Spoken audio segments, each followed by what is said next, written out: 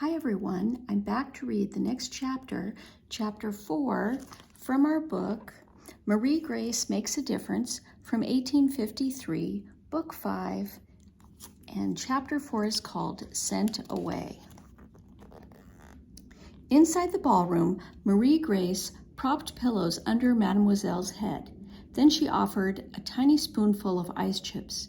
Mademoiselle smiled weakly at her first taste. Merci, she whispered. Thank you. Marie Grace had seen her father give ice to yellow fever patients. Now she offered ice chips in the same way. She spooned them out slowly and watched to be sure that Mademoiselle did not choke. Almost half of the ice was gone when Uncle Luke appeared with Mademoiselle Jeanette. "Oceane, you're awake," Uncle Luke cried, rushing to her side.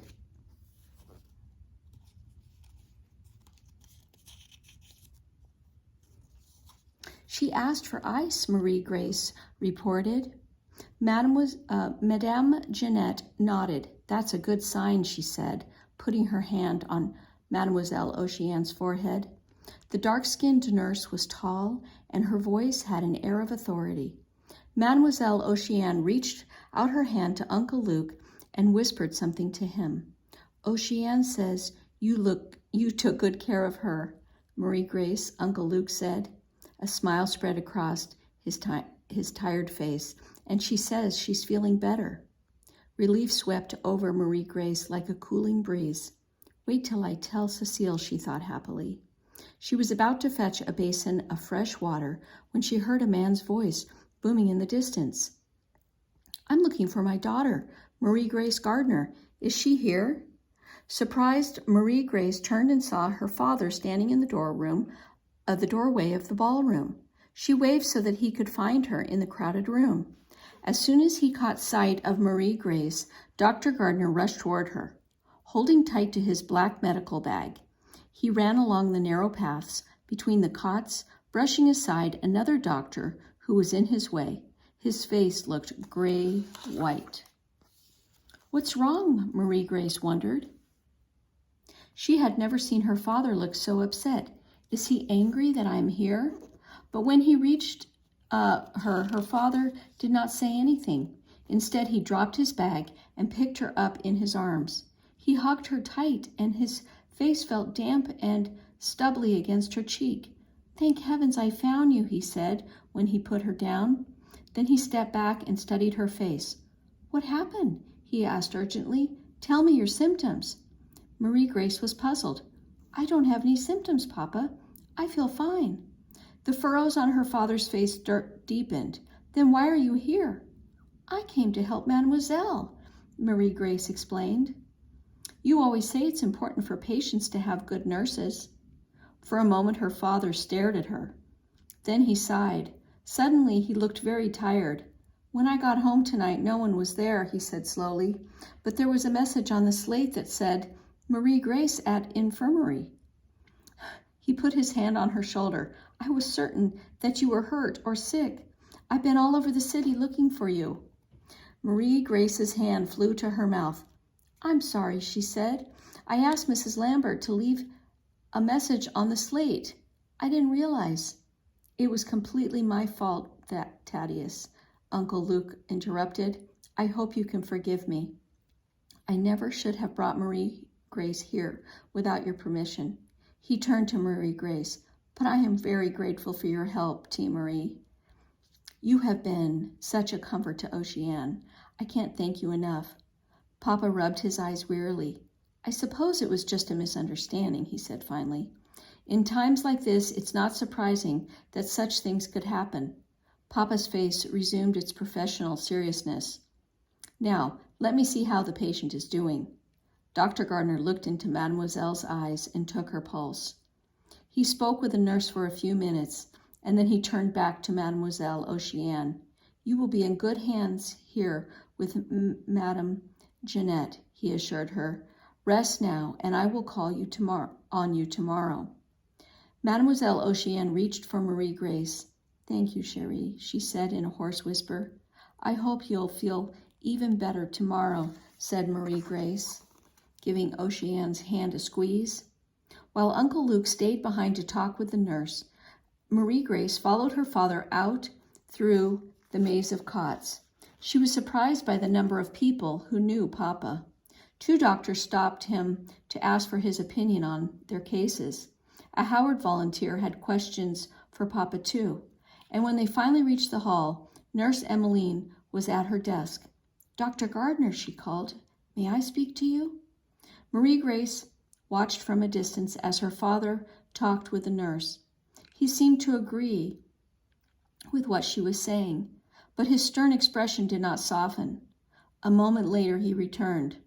"Come, Marie Grace," he said. "It's time for us to go home." Outside the sun had set, and not even a glimmer of light remained in the western sky. The evening air was hot and humid. Marie Grace swatted out a mosquito that hovered around her head. Suddenly she was exhausted and almost faint with hunger. "What time is it?" she asked. Her father pulled out his pocket watch. "It's nearly 9:30. "I've been here for more than 4 hours," Marie Grace realized. She had been so busy that it seemed as though less than an hour had passed since she'd left home. No wonder Papa was worried. She and her father climbed into a hired carriage, and as soon as they were settled on the seats, Marie Grace told her father about everything that had happened. Finally, she told him about the worst moment, when Mademoiselle was sleeping. "She hardly moved at all, even when I held her hand. I was so afraid. I thought she might be dead." "Even people with years of experience can sometimes be fooled," he assured her. "But doctors and nurses check a patient's breathing and heartbeat. Try to feel your own heart beating." It took Marie Grace a moment to find the right spot on her chest.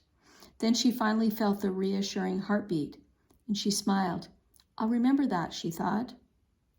She relaxed against the carriage cushion and tried to fight off sleep.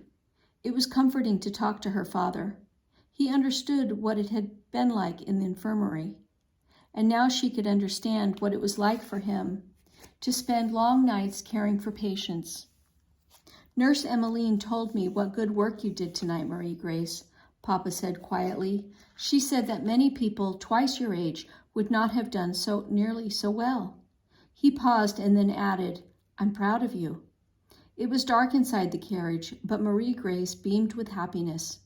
From her father, whose words were of highest praise.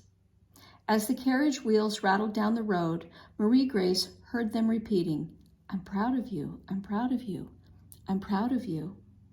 Her father cleared his throat. "But I've made a decision," he said. Tomorrow I'm sending you to Belle Cheniere." Suddenly Marie Grace was wide awake. Belle Cheniere was a small town not far from New Orleans where her mother had grown up. Marie Grace looked forward to visiting her relatives there someday, but not now. Not when Mademoiselle and so many others were sick here in New Orleans. "We can't go," she protested. "You said you'd call on Mademoiselle Ocean tomorrow."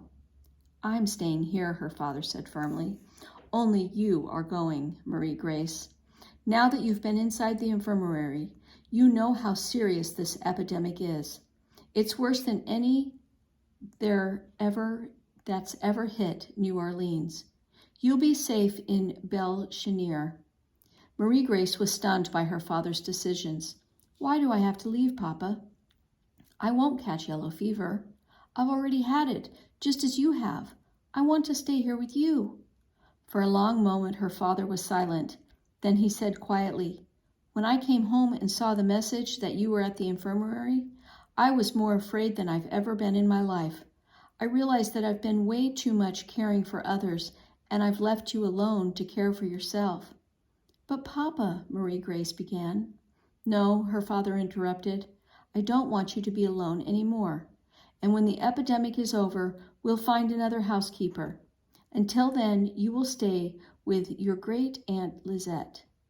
I'm taking you to the levee tomorrow. You'll go by steamboat to Belle Cheniere." Marie Grace knew by her father's tone that it was useless to argue. She sat hunched in the corner of the carriage. Her arms crossed over her chest. Now she could feel her heart easily. It was pounding like a hammer in her chest. This is my home, she thought as the carriage rumbled through the winding streets. Why is Papa sending me away?